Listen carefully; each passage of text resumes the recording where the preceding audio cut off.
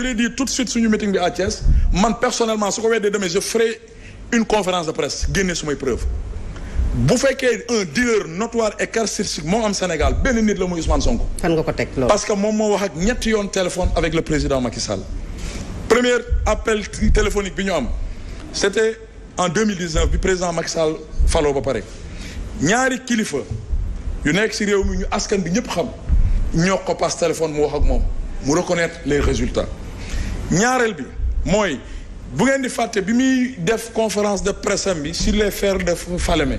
boobu jokkoo na ak Macky Sall wax nañu te la mu wax ak moom su ko weddee man danaa def conférence de presse tontu ko troisième bi xam nga mooy kan su ngeen di xool balaa conseil constitutionnel di génnee résultats yi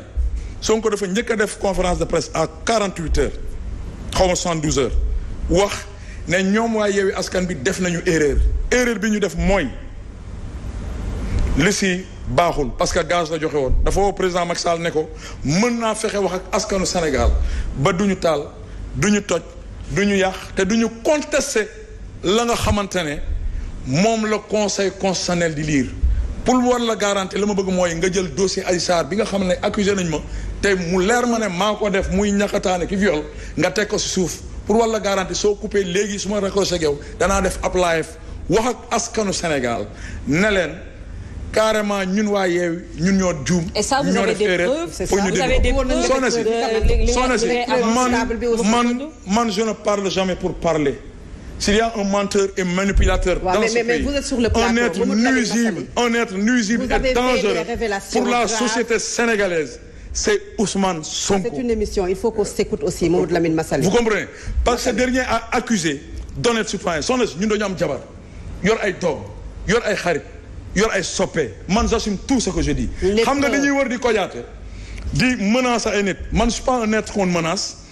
bu dee wàllum fit laa ki xam-xam ak ki woyu je pense que askanu Sénégal xam nañ ma te lu ma capable xam na ko bu baax. alors man nag du ma nit koo xamante dama bokk ci race opposant yoo xam ne dañ ko ragal man je suis dans l'opposition mais une opposition républicaine qui respecte les institutions sénégalaises qui respecte la justice la police la gendarmerie les militaires j'ai pas les paramilitaires. mais koo xam ne sos la bëgg a taxaw di conscienter askanu Sénégal ci ay kàcc di tuumal d'honnêtes citoyens te lépp loo xamante ne tegu ko ci dëgg. man je ne fais pas partie de cette race-là et je n'en ferai pas jamais part de cette race-là su fekkante ne am na kenn kuy deal ak le président Macky Sall si kaw Yewwi Askan bi si kaw askanu Sénégal bi ak si kaw ndaw ñi mooy le nommé Ousmane Sonko. alors bëggoon nañu